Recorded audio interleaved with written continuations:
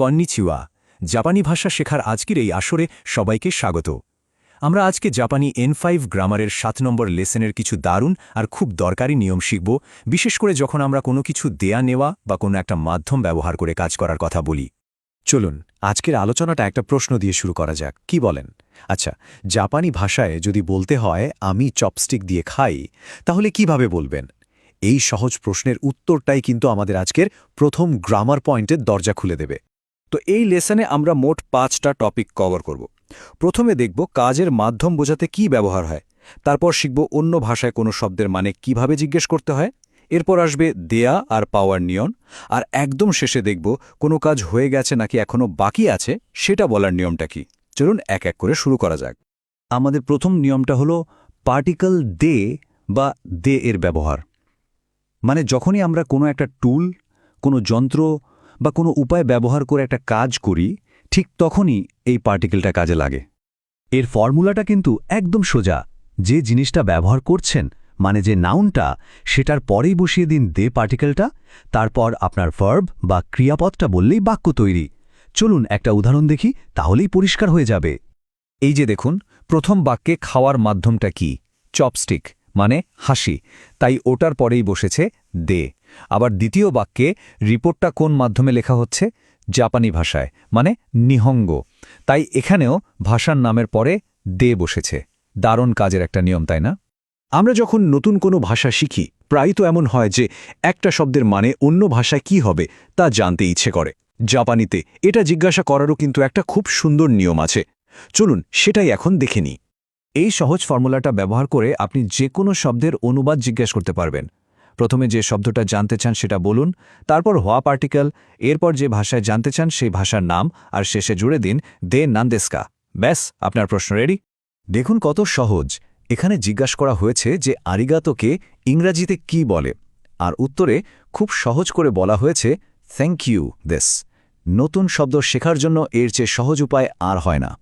আচ্ছা, এবার আমরা শিখব জাপানিতে কাউকে কিছু দেওয়ার কথা কিভাবে বলতে হয়। এটার জন্য যে মূল ভার্বটা আমাদের জানতে হবে সেটা হলো আগেমাস, মানে দেওয়া।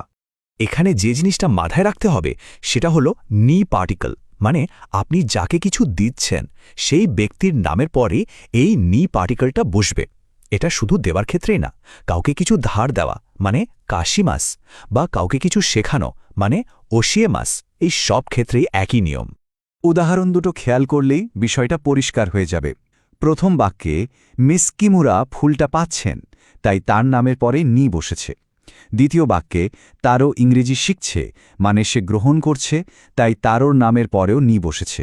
খুবই যুক্তিসঙ্গত, তাই না? তো দেওয়া তো গেল, এবার পাওয়ার পালা। যখন আমরা কারো কাছ থেকে কিছু পাই তখন ব্যবহার করতে হয় মোরাইমাস ভার্বটি, যার মানে হল পাওয়া বা রিসিভ করা। এখানে কিন্তু একটা মজার টুইস্ট আছে। পাওয়ার ক্ষেত্রে যার কাছ থেকে পাচ্ছেন তার নামের পরে আপনি নি অথবা কারা দুটোই ব্যবহার করতে পারেন।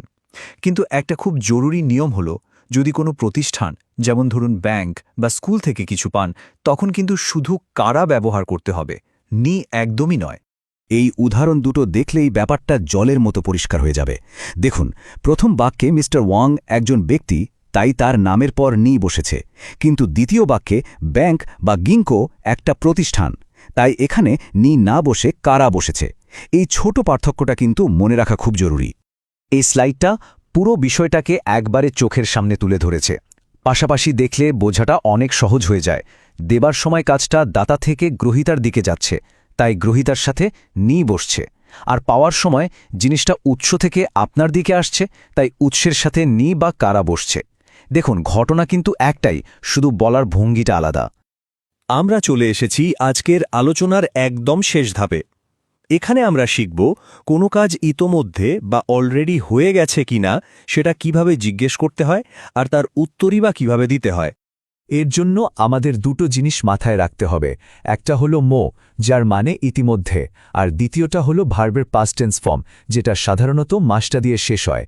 যেমন এই প্রশ্নটা দেখুন, এখানে মো আর অকুরিমাস থাকা ব্যবহার করে জিজ্ঞেস করা হচ্ছে যে পার্সেল পাঠানোর কাজটা হয়ে গেছে কি না। এখন এর উত্তর তো হ্যাঁ বা না দুটোই হতে পারে।